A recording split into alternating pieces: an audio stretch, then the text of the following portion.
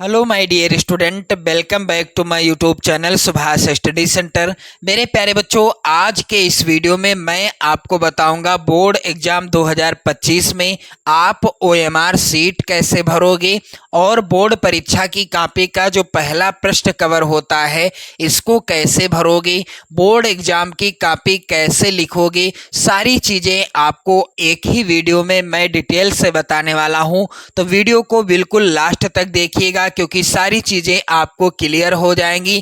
क्योंकि यदि आप कॉपी का पहला प्रश्न कवर भरने में गलती करते हो तो भी आपके नंबर काट लिए जाएंगे, और यदि आप ओएमआर सीट भरने में भी गलती करते हो तो भी आपके नंबर कट सकते हैं। इसलिए आप किसी प्रकार की गलती न करो, इसलिए मैं सारी चीजें आज की इस वीडियो में क्लियर करा देना चाहता हूं। तो मेरे प्यारे बच्चों, यदि आप क्लास 10th में हैं और 2025 बोर्ड एग्जाम देने वाले हैं तो यह वीडियो आप सभी के लिए काफ़ी ज़्यादा हेल्पफुल रहने वाला है। तो चलिए मेरे प्यारे बच्चों, एक बार शेयर कर देना आज के इस वीडियो को। सबसे पहले मैं आपको बताऊंगा, सबसे पहले क्या बताऊंगा मेरे प्यारे बच्चों, आप ओएमआर सीट कैसे भरोगे बोर्ड एग्जाम 2025 में। तो सबसे पहले यह है मॉडल पेपर का नमूना, आप देख सकते हैं। इस मॉडल पेपर को आप लोग तैयार जरूर कर लेना। अब ओएमआर सीट कैसे भरनी है आप सभी को,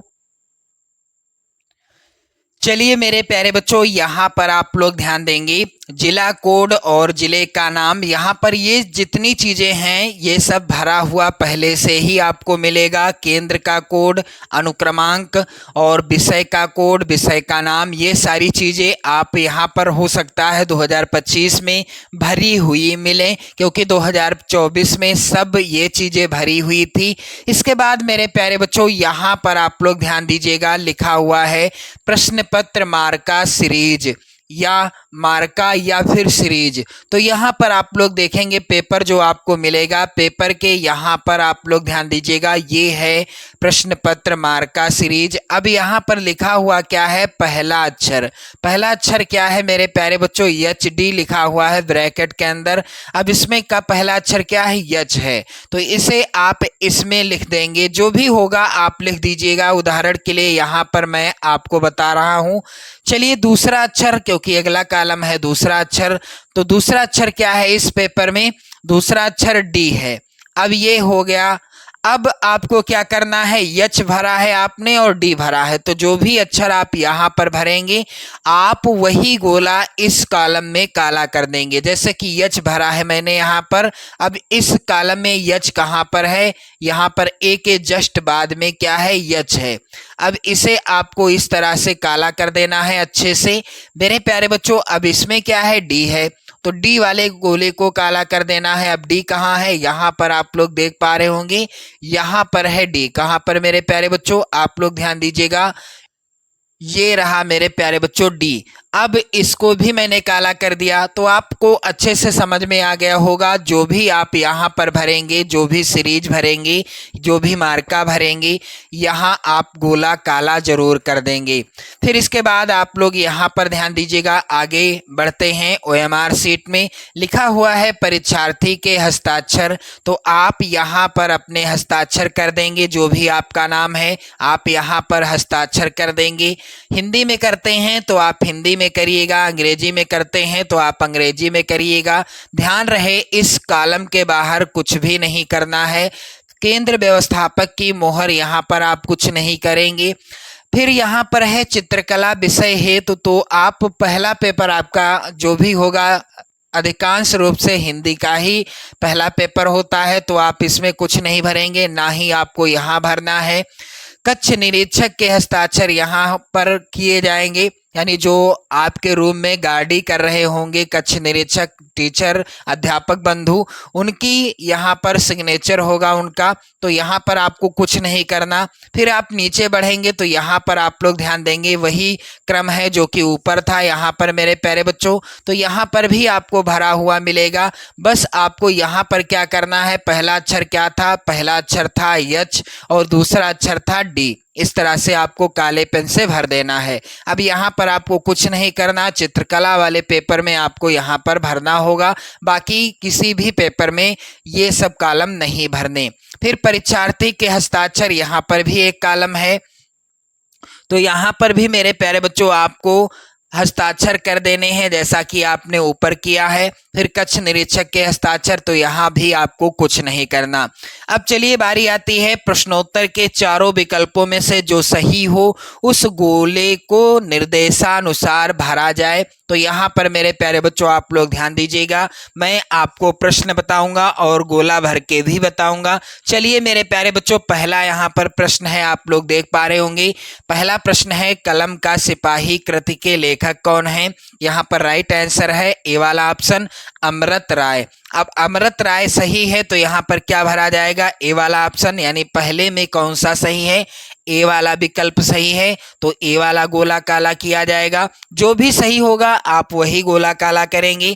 चलिए दूसरा प्रश्न है मेरे प्यारे बच्चों, यहाँ पर आप लोग ध्यान दें, ध्रुव स्वामिनी नाटक के लेखक कौन है? तो यहाँ पर विकल्प सही है बी वाला ऑप्शन, जयशंकर प्रसाद। तो यहाँ पर बी सही है, तो दूसरे में मैं क्या भर दूंगा? यहाँ पर मेरे प्यारे बच्चों बी सही है, इसलिए बी वाला गोला काला कर दिया जाएगा। चलिए तीसरा प्रश्न है यहाँ पर, उपन्यास भूले बिसरे चित्र के लेखक कौन है? तो यहाँ पर राइट आंसर क्या है मेरे प्यारे बच्चों? इसका उत्तर है मेरे प्यारे बच्चों ए वाला ऑप्शन, भगवती चरण वर्मा। तो यहाँ पर तीसरे का ए वाला विकल्प सही है, इसलिए ए वाला गोला काला कर दिया जाएगा। चलिए अगला प्रश्न है मेरे प्यारे बच्चों, आप लोग यहाँ पर ध्यान दीजिएगा। चौथा प्रश्न, अर्धनारीश्वर के लेखक कौन है? तो अर्धनारीश्वर रचना है किसकी? विष्णु प्रभाकर की। बी वाला ऑप्शन सही है, इसलिए यहाँ पर चौथे में बी वाला गोला काला कर दिया जाएगा। यानी जिस प्रश्न में जो भी ऑप्शन सही होगा आप इस तरह से अच्छे से गोला काला करिएगा। ध्यान रहे इधर उधर आपको कहीं पर भी पेन नहीं चलाना है। अब बारी आती है प्रश्न संख्या 5 की। प्रश्न है, गोदान किस युग की रचना है या किस युग का जो है रचना है? आप लोग ध्यान दें, इसका जो है आंसर क्या हो जाएगा? शुक्ल युग या द्विवेदी युग या शुक्लोत्तर युग। तो मेरे प्यारे बच्चों यहाँ पर ऑप्शन कौन सा सही होगा? इस प्रश्न का ऑप्शन डी वाला सही है, तो यहाँ पर भी मेरे प्यारे बच्चों डी वाला गोला काला कर दिया जाएगा। चलिए अगला प्रश्न है मेरे प्यारे बच्चों, मेरी आत्मकथा जीवनी के लेखक कौन है? तो मेरी आत्मकथा जीवनी किसकी रचना है? तो यहाँ पर राइट आंसर क्या हो जाएगा? यहाँ पर राइट आंसर होगा डी वाला ऑप्शन, डॉक्टर राजेंद्र प्रसाद। तो छठे का यानी प्रश्न संख्या 6 का डी वाला ऑप्शन सही होगा, इसलिए यहाँ पर डी वाला गोला काला हो गया है। चलिए अगला प्रश्न है मेरे प्यारे बच्चों, नीरजा के रचनाकार कौन है? तो नीरजा किसकी रचना है? महादेवी वर्मा जी की। बी वाला ऑप्शन सही है, तो यहाँ पर 7 का क्या सही है? बी वाला ऑप्शन, तो बी वाले गोले को काला कर देना है। अगला है प्रश्न मेरे प्यारे बच्चों 8, द्विवेदी युग की कालावधि या समय सीमा क्या है? तो द्विवेदी युग की कालावधि यहाँ पर ए वाला ऑप्शन सही है, 1900 ईस्वी से 1918 ईस्वी। तो यहाँ पर 8वें नंबर का प्रश्न का ऑप्शन सही है ए वाला, इसलिए ए वाले गोले को काला कर देना है। चलिए मेरे प्यारे बच्चों अगला प्रश्न जो कि मोस्ट इम्पोर्टेंट है, आप देख पा रहे हैं महत्वपूर्ण प्रश्न भी आपके तैयार हो जाएंगे। प्रश्न संख्या 9 है मेरे प्यारे बच्चों, तार सप्तक का प्रकाशन वर्ष क्या है? तो यहाँ पर सी वाला ऑप्शन सही है, 1943 ईस्वी। मेरे प्यारे बच्चों 9 का यहाँ पर सी वाला ऑप्शन सही है, इसलिए 9 का सी वाला ऑप्शन यानी गोला काला कर दिया जाएगा। चलिए अगला है, शुक्ल युग की समय सीमा क्या है? तो सन मेरे प्यारे बच्चों 1919 ईस्वी से 1938 ईस्वी तक। बी वाला ऑप्शन सही है, तो यहाँ पर प्रश्न संख्या 10 का बी सही है, इसलिए 10 का कौन सा गोला काला किया जाएगा? बी वाला गोला काला किया जाएगा, क्योंकि इस मॉडल पेपर के अनुसार बी वाला गोला यानी बी वाला ऑप्शन सही है। चलिए प्रश्न यहाँ पर 11 है, हाँ रघुनंदन प्रेम परीते, तुम बिन जियत बहुत दिन बीते, इन पंक्तियों में रस कौन सा है? तो मेरे प्यारे बच्चों यहाँ पर आप लोग ध्यान दीजिएगा, इन पंक्तियों में करुण रस है, ए वाला ऑप्शन सही। तो यहाँ पर सही 11 नंबर का ए वाला ऑप्शन गोला काला कर दिया जाएगा, क्योंकि ए वाला ऑप्शन सही है। चलिए प्रश्न मेरे प्यारे बच्चों अगला है, आहुति से गिर चढ़ी चिता पर चमक उठी ज्वाला सी, उपर्युक्त पंक्ति में अलंकार कौन सा है? तो यहाँ पर मेरे प्यारे बच्चों है बी वाला ऑप्शन सही, उपमा अलंकार। तो यहाँ पर 12 नंबर का जो विकल्प सही होगा बी वाला ऑप्शन, यानी बी वाला गोला काला कर दिया जाएगा। चलिए मेरे प्यारे बच्चों अगला प्रश्न है, सोरठा छंद के दूसरे और चौथे चरण में मात्राएं होती हैं कितनी कितनी? 13 मात्राएं होती हैं। यहाँ पर डी वाला ऑप्शन सही होगा। तो मेरे प्यारे बच्चों आप लोग ध्यान देंगे, प्रश्न संख्या 13 का कौन सा सही है ऑप्शन? डी वाला ऑप्शन सही है, इसलिए डी वाला गोला काला कर देना है इस मॉडल पेपर के अनुसार। तो जो भी ऑप्शन सही होगा, मैंने आपको बताया ना कि वही गोला आप काला करोगे। कैसे आपको OMR शीट भरनी है मैं आपको यहाँ पर विधिवत बता रहा हूँ। चलिए मेरे प्यारे बच्चों अगला प्रश्न, यहाँ पर प्रश्न संख्या 14 है, आगमन शब्द में प्रयुक्त उपसर्ग कौन सा है? तो यहाँ पर मेरे प्यारे बच्चों दीर्घ आ है, यानी डी वाला ऑप्शन। तो प्रश्न संख्या 14 का ऑप्शन कौन सा सही है? डी वाला। अब यहाँ पर ध्यान दें आप लोग, डी वाला ऑप्शन सही, इसलिए डी वाला गोला काला किया गया।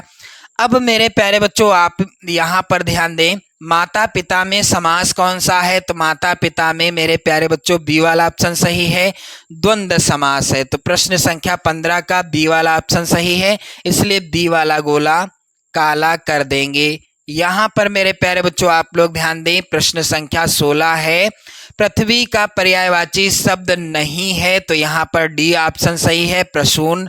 तो मेरे प्यारे बच्चों यहाँ पर 16 का डी सही है, इसलिए डी वाला गोला काला कर देना है। अब मेरे प्यारे बच्चों आप लोग ध्यान दें, यहाँ पर प्रश्न संख्या 17, युष्मद का सप्तमी एक वचन का रूप क्या होगा? तो यहाँ पर बी वाला ऑप्शन सही है, तो ये होगा। तो यहाँ पर आप लोग ध्यान दें, 17 का बी वाला सही है, इसलिए बी वाला गोला काला करना है। एक बार शेयर कर देना आप लोग इस वीडियो को, जितने भी मेरे प्यारे बच्चे कक्षा 10 में हैं, वीडियो कंप्लीट देखेंगे आप सभी लोग। चलिए अगला प्रश्न है, यहाँ पर अर्थ के आधार पर वाक्य के कितने भेद हैं? तो अर्थ के आधार पर वाक्य के भेद होते हैं मेरे प्यारे बच्चों कितने? इसका विकल्प सही हो जाएगा मेरे प्यारे बच्चों बी वाला ऑप्शन 8। अर्थ के आधार पर वाक्य के भेद होते हैं 8। चलिए यहाँ पर मेरे प्यारे बच्चों प्रश्न संख्या 18 का बी सही है, इसलिए बी वाला गोला काला कर दिया गया है, मेरे द्वारा बी वाला गोला काला कर दिया गया है। अब चलिए प्रश्न संख्या 19 है, तुमसे सोया नहीं जा सकता, वाक्य में वाच्य क्या है? तो तुमसे सोया नहीं जा सकता, वाक्य में वाच्य क्या है? यहाँ पर है मेरे प्यारे बच्चों सी वाला ऑप्शन सही। यहाँ पर मेरे प्यारे बच्चों आप लोग ध्यान देंगे, भाववाच्य। तो 19 का सी वाला ऑप्शन सही है, इसलिए मेरे प्यारे बच्चों 19 का सी वाला गोला काला कर दिया जाएगा। अब मेरे प्यारे बच्चों प्रश्न संख्या 20 है, भाषा की सबसे छोटी इकाई क्या है? तो मेरे प्यारे बच्चों यहाँ पर भाषा की सबसे छोटी इकाई है अक्षर, यहाँ पर ए वाला ऑप्शन सही होगा। तो 20 का ए वाला गोला काला कर दिया जाएगा। बिल्कुल अच्छे से आप लोग ध्यान दें, किसी प्रकार की त्रुटि आपको नहीं करना है। तो इस तरह से आपको OMR शीट में प्रश्नों के गोले काले करने हैं। जो भी प्रश्न सही होगा आप उसी प्रश्न के अनुसार गोला काला करेंगे, यानी उसी प्रश्न के विकल्प के अनुसार आप गोला काला करेंगे।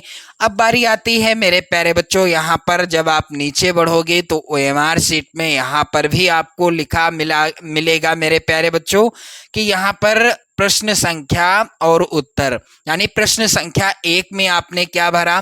प्रश्न संख्या 1 में ए वाला गोला आपने भरा, तो ए वाला यहाँ पर ए लिख देंगे। प्रश्न संख्या बी में जो भी आप गोला भरेंगे यहाँ पर आप लिख देंगे। बी में मैंने क्या भरा है? प्रश्न संख्या 2 में बी भरा है यहाँ पर। प्रश्न संख्या 3 में ए भरा है, तो ए यहाँ पर।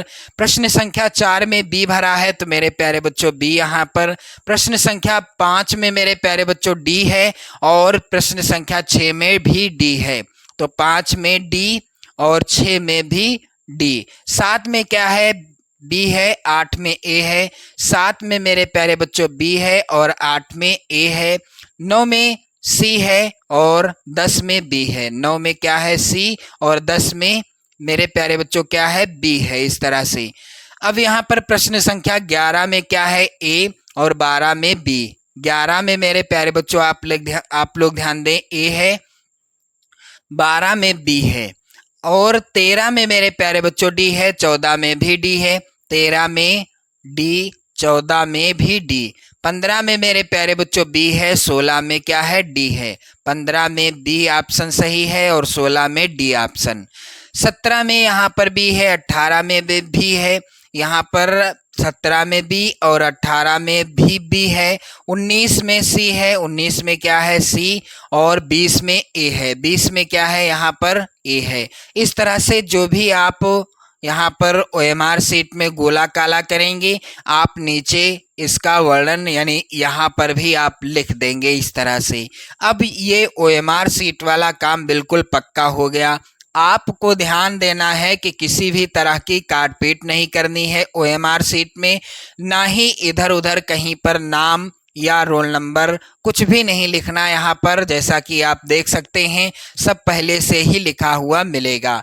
अब बारी आती है मेरे प्यारे बच्चों, OMR शीट के बाद इस बोर्ड परीक्षा का जो कॉपी मिलेगी आपको, बोर्ड परीक्षा 2025 में हाई स्कूल परीक्षा के लिए, इसका जो पहला पृष्ठ कवर होगा इसको आपको कैसे भरना है। तो सबसे पहले मेरे प्यारे बच्चों आप लोग यहाँ पर ध्यान दीजिएगा, लिखा हुआ है परीक्षार्थी सभी प्रविष्टियां शुद्ध एवं स्पष्ट रूप से स्वयं भरें। आपको ही भरना है, किसी और से नहीं भराना है। तो आप इसको नीले पेन से भरें या फिर काले पेन से भरें, इसमें कोई प्रकार की दिक्कत वाली बात नहीं है। तो सबसे पहले आपको यहाँ पर क्या भरना है? परीक्षार्थी का अनुक्रमांक अंकों में। तो उदाहरण के लिए यदि आपका रोल नंबर है मेरे प्यारे बच्चों यहाँ पर 2, 3, 4, 5, 6, 7, 8, 9,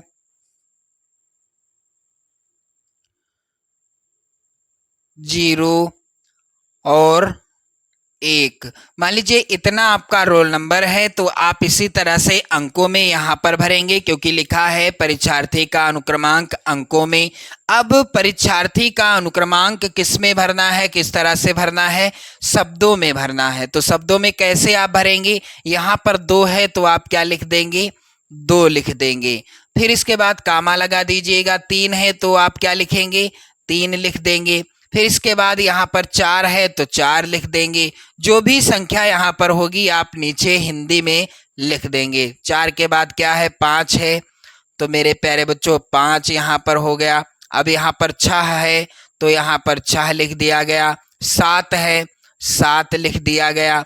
अब क्या है? 8 है तो 8 लिख दिया गया। इसके बाद क्या है? 8 के बाद 9 है तो 9 लिख दिया गया। अब है 0 जिसे शून्य कहते हैं, हिंदी में आप क्या लिखेंगे? शून्य। यहाँ से आप लिख सकते हैं, शून्य लिख दिया गया। फिर इसके बाद क्या है? 1 है। तो इस तरह से आप अंकों में पहले अपना रोल नंबर लिखेंगे, फिर इसके बाद शब्दों में आपको रोल नंबर लिखना है। फिर विषय, पहला पेपर आपका किस विषय का होगा? हिंदी विषय का होगा। मेरे प्यारे बच्चों हिंदी विषय का पेपर होगा पहला पेपर। प्रश्न पत्र यहाँ पर आप लिख सकते हैं केवल। प्रश्न पत्र कौन सा? केवल, या केवल प्रश्न पत्र भी लिख सकते हैं। इसके बाद लिखा हुआ है विषय एवं प्रश्न पत्र तथा संकेतांक। अब इस कॉलम में पेपर का कोड आपको भरना है। मान लीजिए यहाँ पर इस मॉडल पेपर में आप देख पा रहे हैं पेपर का कोड क्या है? 801 HD।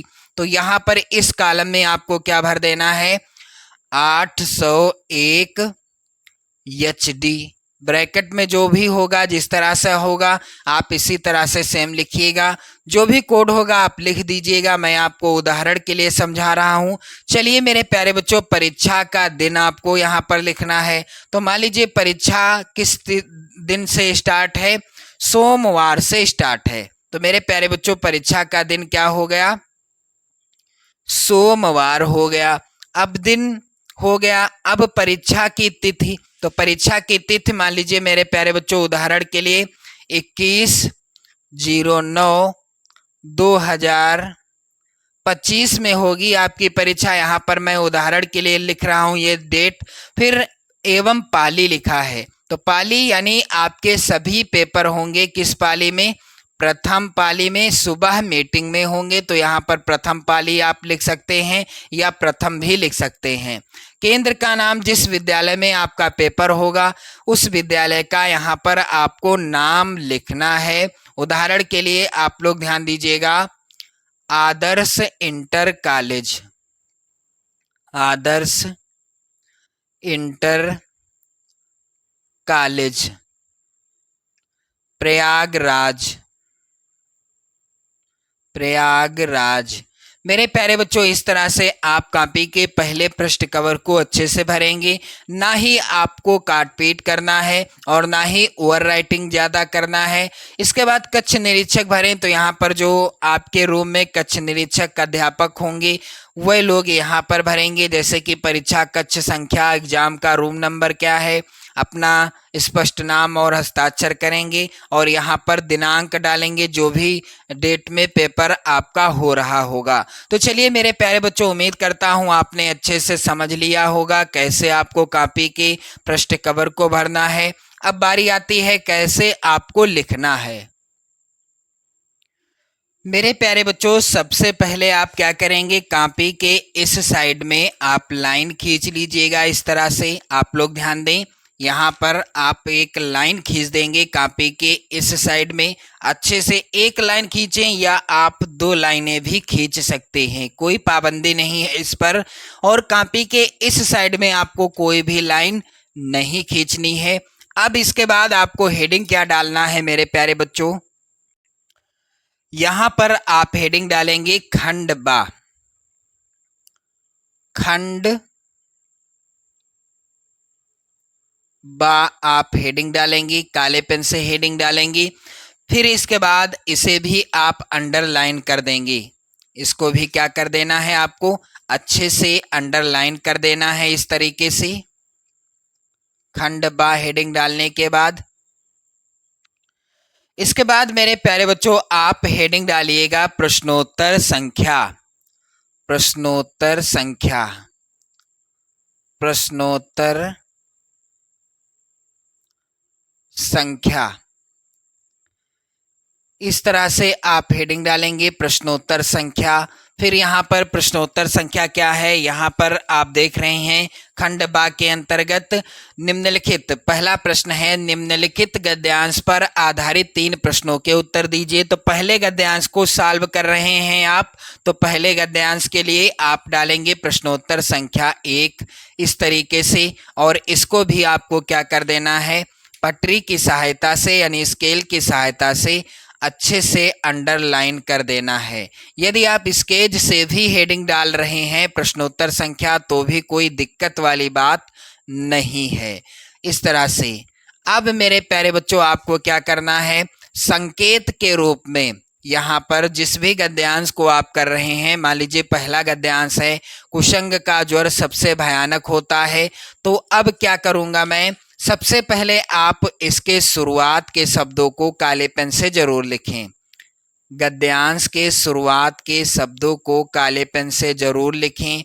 कुशंग का ज्वर, कुशंग का ज्वर। फिर इसके बाद इस तरह से डॉट डॉट कर दीजिएगा।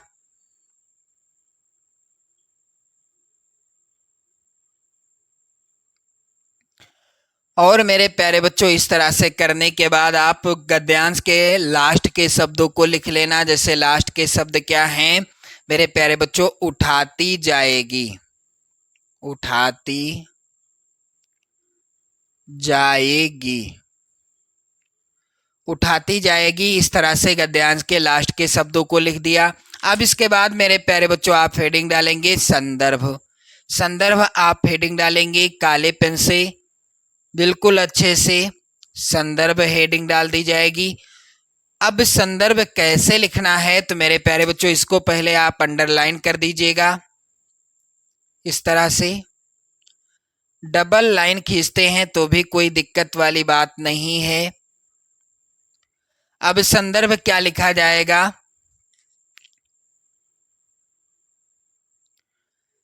प्रस्तुत गद्यांश।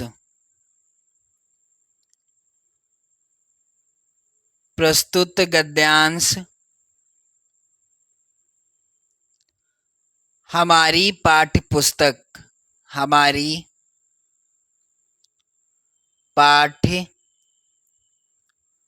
पुस्तक। हमारी पाठ्य पुस्तक। हिंदी आप काले पेन से लिखिएगा। हिंदी।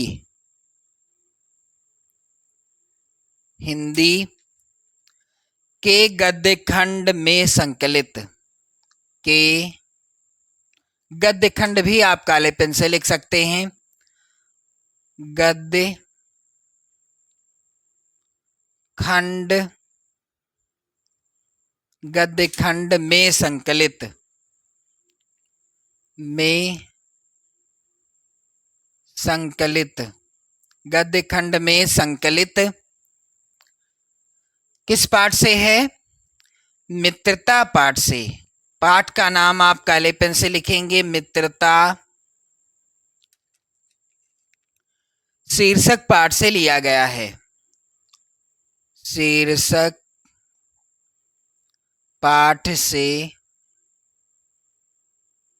लिया गया है। लिया गया है। इसके बाद मेरे प्यारे बच्चों, इसके लेखक। इसके लेखक। इसके लेखक कौन हैं? आचार्य रामचंद्र शुक्ल जी। आचार्य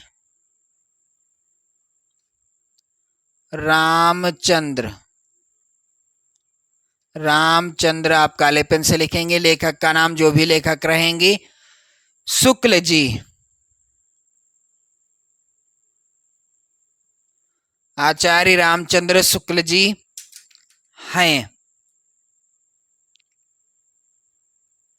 शुक्ल जी हैं। अब बारी आती है गद्यांश का, जो है दूसरा प्रश्न क्या है? तो मेरे प्यारे बच्चों, गद्यांश का दूसरा प्रश्न आप लोग यहां पर ध्यान दें। रेखांकित अंश की व्याख्या कीजिए। तो आपको हेडिंग क्या डाल देना है यहां पर? दूसरा प्रश्न है खा वाला। यहां पर आप हेडिंग डाल सकते हैं इस तरह से। मेरे प्यारे बच्चों, आप लोग यहां पर ध्यान दीजिएगा।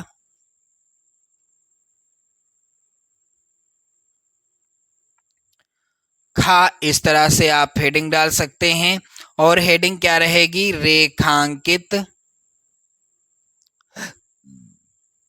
रेखांकित अंश की व्याख्या। अंश की व्याख्या। इसको भी आपको अंडरलाइन कर देना है। ध्यान रहे, जो भी आप हेडिंग डालेंगे उसे आप अंडरलाइन जरूर कर दीजिएगा। रेखांकित अंश की व्याख्या, इस तरह से हेडिंग डालिएगा मेरे प्यारे बच्चों। डबल लाइन भी आप खींच सकते हैं, कोई दिक्कत नहीं है। अब यहाँ पर रेखांकित अंश क्या है? तो आप लोग यहाँ पर ध्यान दें। इस मॉडल पेपर में रेखांकित अंश क्या है? यहाँ पर मेरे प्यारे बच्चों आप लोग ध्यान दीजिएगा। कुसंग का ज्वर सबसे भयानक होता है। यह केवल नीति और सद्वृत्ति का ही नाश नहीं करता, बल्कि बुद्धि का भी क्षय करता है। तो ये हो गया रेखांकित अंश। अब इसकी व्याख्या क्या हो जाएगी मेरे प्यारे बच्चों? आप लोग ध्यान दें। शुक्ल जी कहते हैं कि शुक्ल जी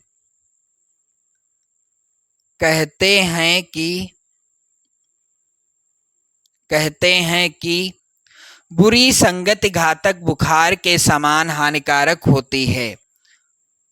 बुरी संगति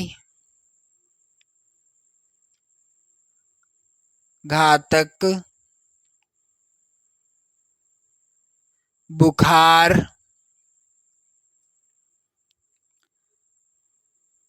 के समान हानिकारक होती है। हानिकारक होती है। अब मेरे प्यारे बच्चों आगे क्या है, जिस तरह कोई व्यक्ति यदि किसी भयानक ज्वर से ग्रसित हो, जिस तरह कोई व्यक्ति किसी भयानक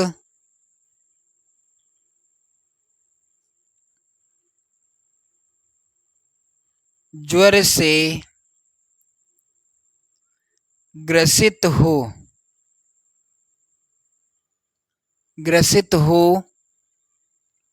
तो वह ज्वर उसके शरीर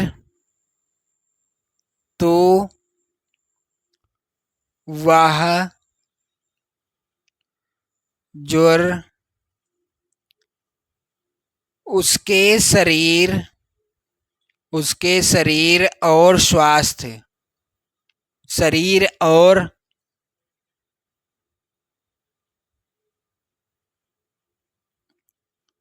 स्वास्थ्य को नष्ट कर देता है। स्वास्थ्य को नष्ट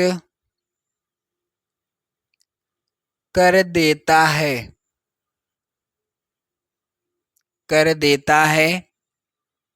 तथा कभी कभी प्राण भी ले लेता है। तथा कभी कभी प्राण भी ले लेता है।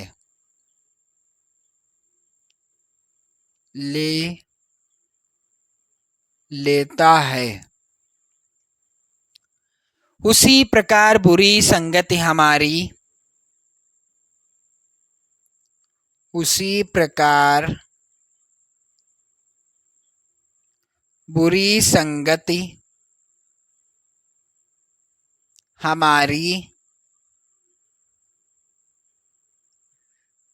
नैतिकता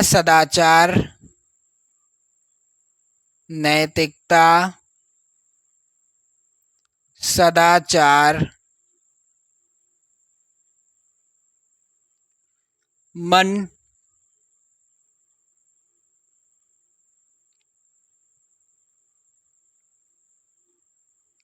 तथा बुद्धि को नष्ट कर देती है। बुद्धि को नष्ट कर देती है। मेरे प्यारे बच्चों, यहाँ पर तीसरा प्रश्न है गद्यांश का, आप लोग ध्यान दें। यहाँ पर प्रश्न कह रहा है कि युवा पुरुष की संगत के बारे में क्या कहा गया है। तो इसका बिल्कुल आसान सा उत्तर यहाँ पर आप लोग ध्यान दीजिएगा। प्रश्न संख्या सा का उत्तर क्या होगा? सा का उत्तर यहाँ पर मेरे प्यारे बच्चों, युवा पुरुष की बुरी संगति। युवा पुरुष की बुरी संगति उसे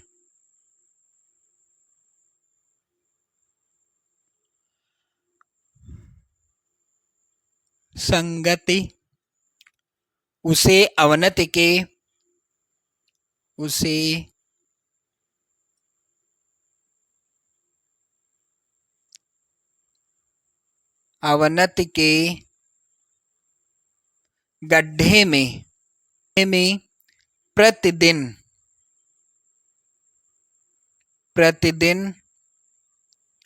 गिराती जाएगी।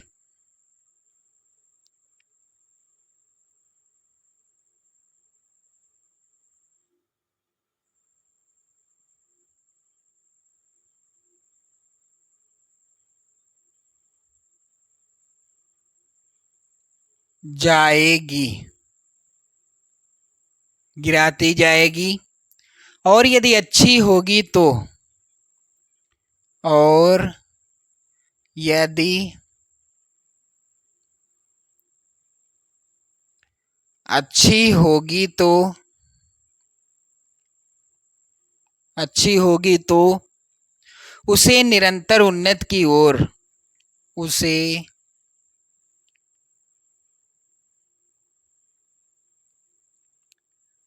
निरंतर